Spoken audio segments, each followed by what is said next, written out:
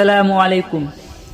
আল্লাহ পাক রব্বুল আলামিন সূরা বানী ইসরাঈলের আয়াত নম্বর 23 এবং 24 এর মধ্যে বলেন, বিসমিল্লাহির রহমানির রহিম, ওয়াকাজা রব্বুকা আল্লা তা'বুদু ইল্লা ইয়াহু, তোমার রব তোমার প্রভু তোমাকে হুকুম করছে যে তুমি আল্লাহ পাক রব্বুল আলামিন ছাড়া অন্য কারো ইবাদত করিও না।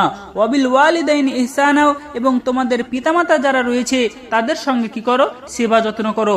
ইম্মা ইয়াবলুগান্না ইনদাকাল কুবারা আহাদাহুমা আও কিলাহুমা, তাদের উভয়ের যদি অথবা কেউ একজন যদি বার্ধক্য অবস্থায় তোমাদের কাছে পৌঁছে যায়, ফালা তাকুল্লাহুমা উফান, তাহলে তোমরা তাদেরকে উফ শব্দটিও করবে না। ওয়ালা তানহারহুমা, এবং কি করবে না, তাদেরকে গালিগালাজ ধমক দিবে না। ওয়াকুল্লাহুমা কওলান কারীমা, বরং তোমরা তাদের সঙ্গে সম্মানের সহিত কথাবার্তা বলিও। ওয়াকফিজ লাহুমা জানাহাল জুল্লি মিনার রহমাতি, এবং কি করবে, তাদের প্রতি তোমার রহমতের ডানা, তোমার রহমতের বাহু তাদের জন্য খুলে দাও। ওয়াকুর রব্বির হামহুমা কামা রব্বায়ানি সাগীরা, হে আমার রব তাদের প্রতি দয়া করুন যেভাবে শৈশবে তারা আমাকে লালন পালন করেছে। আল্লাহ পাকের নবী সাল্লাল্লাহু আলাইহি সাল্লাম পিতামাতার প্রতি সদ্ব্যবহারের ব্যাপারে কতটা গুরুত্ব দিয়েছেন।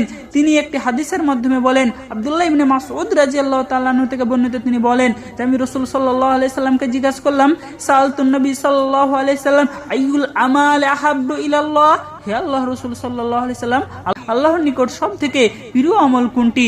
রাসূল সাল্লাল্লাহু আলাইহি সাল্লাম বলেন, আসসালাতু আলা ওয়াক্তিহা, সঠিক সময়ে সালাত আদায় করা।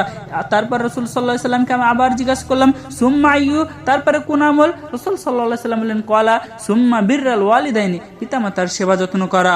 আল্লাহ রাসূল সাল্লাল্লাহু আলাইহি সাল্লামকে তারপর আমি আবার বললাম, কুলতা সুম্মা আইয়ি, তারপরে কোনটি হে আল্লাহ রাসূল সাল্লাল্লাহু আলাইহি সাল্লাম? ক্বালা, তিনি বললেন, সুম্মাল জিহাদু ফি সাবিলিল্লাহ, আল্লাহর রাস্তায় জিহাদ করা।